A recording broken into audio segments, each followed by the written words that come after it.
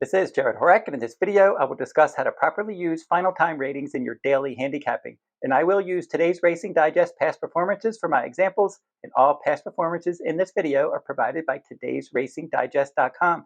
Now we're going to talk about final time ratings and how we should best use them. And the first thing I look for is positive patterns. Steady numbers are preferred, and gradual improvement is best as opposed to one big number out of the blue. You hate to see a horse that has been earning low numbers and then jumps up and earns a huge number out of nowhere. You just don't know what to do with that horse in their next start. And I also look for daylight between the top finishers. You do not want to see multiple horses bunched up at the finish line. A high speed rating earned under those circumstances should be viewed with suspicion. And I like to see the top two finishers well ahead of the rest, and I love playing back the horses that were clearly second best under that scenario. Now, validation of a race is also nice. Multiple horses exiting a race and winning back can definitely signal a key race, and that can give you more confidence when you're investing in upcoming races. Now, some past performance products, they will italicize next out winners, and today's Racing Digest also has you covered there with field size and how many next out winners exited a given race. And as you can see from this example featuring Sovereignty's past performances, it shows post position, field size, and next out winners. Now, for Sovereignty's races, there were 3 next out winners from his September 27th race last year, 3 from the Street Scent Stakes in October, 1 from the Fountain of Youth, 2 from the Florida Derby, 3 from the Kentucky Derby, 1 from the Belmont Stakes. Now, the most important factor when deciding how to best use final time ratings is figuring out how that speed rating was earned. Now, did the horse get away with soft fractions and wire the field, or did a pace meltdown lead to a big number? If so, will those same conditions present themselves in the race that you're handicapping today? Now, a good example to use for this exercise is Sandman for the Jim Dandy Stakes. And he earned one final time rating that gave him a look in the Jim Dandy, and that was his 146 in his closing victory in the Arkansas Derby. And that Arkansas Derby was a Grade 1 win.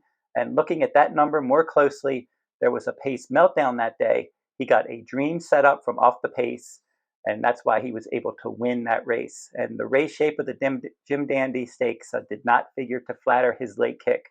He figured to revert to a number in the 130s.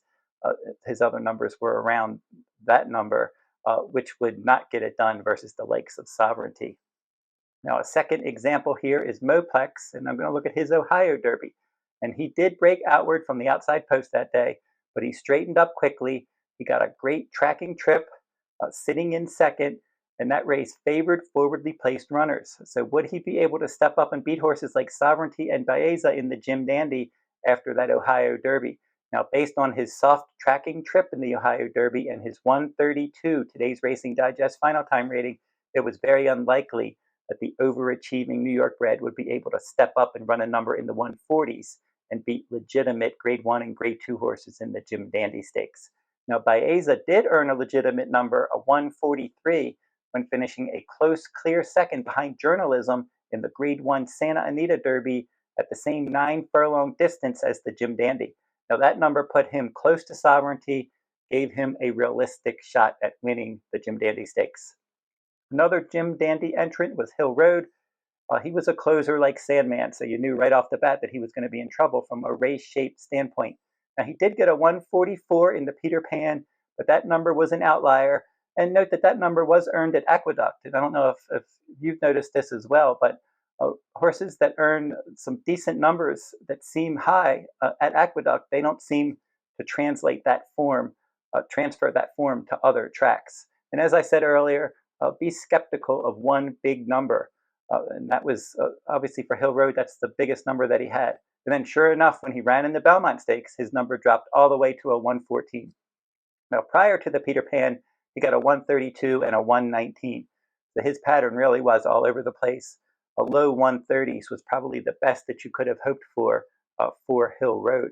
And then Sovereignty had that kind of improvement pattern that I definitely like to see. I talked about a slow, steady, improving pattern.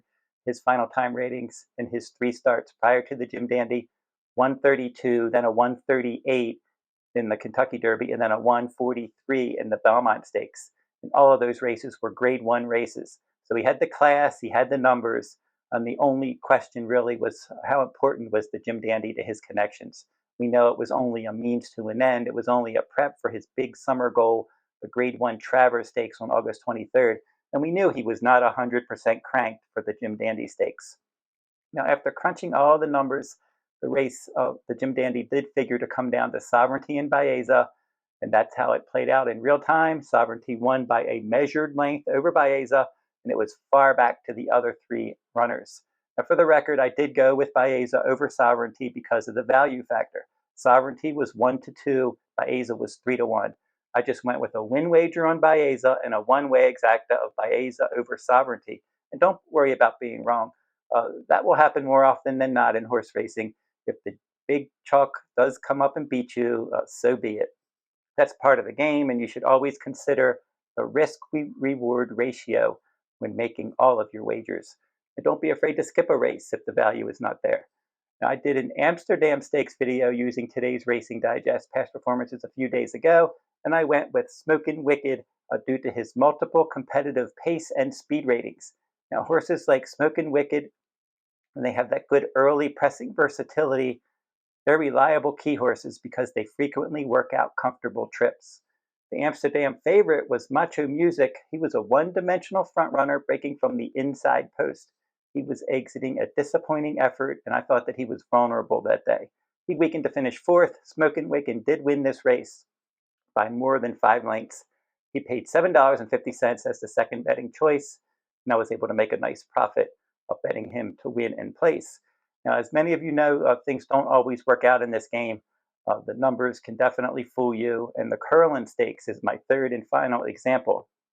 And this was another handicapping video that I did recently. Now, when looking at route races and horses with route form, I tend to lean on their route numbers as opposed to their sprint numbers. And maybe that was a mistake in this race, but we'll get to that in a minute. Now, Strategic Focus was the favorite, and he was my top choice in here. He had a 134 final time rating in his debut, followed by a 140. And he had many of the attributes that I said to look for. He earned a 140 final time rating at 1 1/8 at Saratoga, the same course and distance as the Curlin Stakes. And the top two finishers were well clear of the rest that day, and the number was validated when Malarchuk returned to win impressively. The strike against him was just 2 career starts while taking on more seasoned rivals. Now, he had a clear lead in the stretch, but he switched back to his wrong lead. He was caught late, so that inexperience did come up and bite him that day. Now, Strategic Focus's stablemate was Chancer McPatrick, and he overcame stretch trouble when he was bothered by So Sandy, and he won the Curlin Stakes narrowly. And his route numbers were a bit light.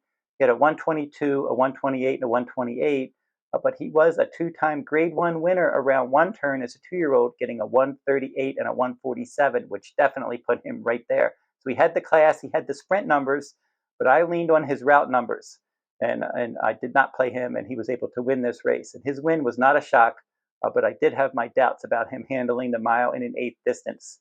You have to be willing to take a stand in this game. You cannot be afraid of being wrong. You're going to lose more than you're going to win. The keys are to bet less when you're losing and make the wins count. And So Sandy was second in this race at a nice price, and he was my third choice in the race. But he had that steady improving pattern that I said to look out for. He had a 101 and then a 108 and then a 114 and then a 134, today's Racing Digest final time rating. So class was the question for him, and he was able to step up and run a quality race here. And he may have won of this Curlin Stakes if he would have been able to keep a straight line in the stretch. And that will do it for my look at today's Racing Digest final time ratings. And today's Racing Digest has been providing past performance data to handicappers since 1970. They started out as California experts, and then they branched out to other tracks over the years. But their California data is very reliable and second to none, and I've been using their products successfully for many years. And one of their products that's most popular is the Complete Digest, which includes analysis of every race, fast figs, fire numbers, pace and final time ratings, speed and pace forecasts, class ratings, and much more. And I'm going to be doing more how to use the digest videos on my channel, so stay tuned for those, because a lot of people don't know what fast figs are, fire numbers. There's a lot of information in today's Racing Digest, and it's tough to digest all that information.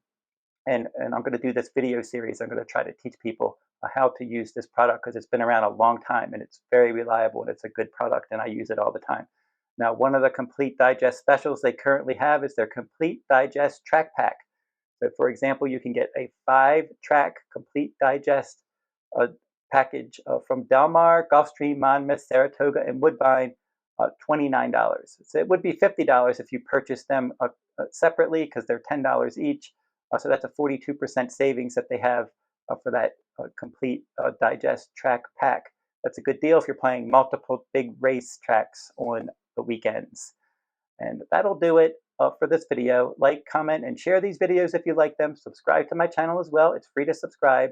And once again, like I said, this is going to be my first video where I'm talking about today's Racing Digest numbers. I'm going to be doing more of these in the coming weeks. So stay tuned for those. And until I see you next time, good luck at the races.